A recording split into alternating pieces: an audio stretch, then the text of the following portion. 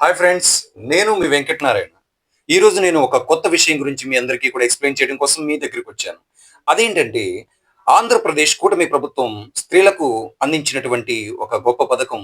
అదేంటంటే, స్త్రీ శక్తి అనేటువంటి పథకం.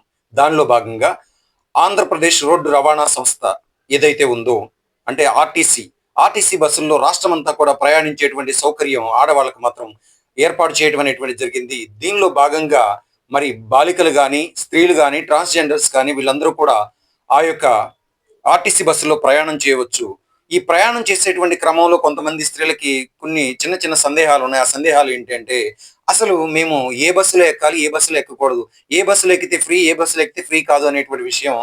ఈ విషయంలో వాళ్ళకి ఒక చిన్న కన్‌ఫ్యూజన్ అనేటువంటిది ఉంది. ఆ కన్‌ఫ్యూజన్ దూరం చేయడం కోసమే నేను ఈ వీడియో చేస్తున్నాను. కాబట్టి నా వీడియో వారి యొక్క దూరం చేసి వారికి సరైనటువంటి అవగాహన కలిగిస్తుందని చెప్పి నేను భావిస్తున్నాను. వెంటనే నా వీడియోలోకి వచ్చేసేయండి.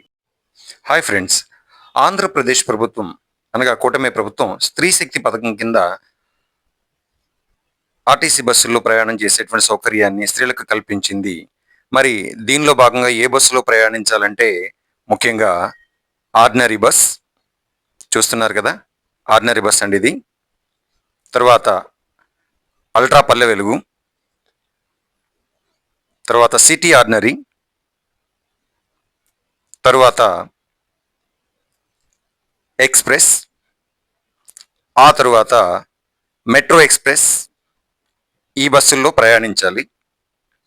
వీటికి మనం చూపించాల్సినటువంటివి ఆధార్ కార్డు గాని, తదుపరి రేషన్ కార్డు గాని, లేదా ఓటర్ గుర్తింపు కార్డు గాని మనం చూపించాల్సి ఉంటుంది.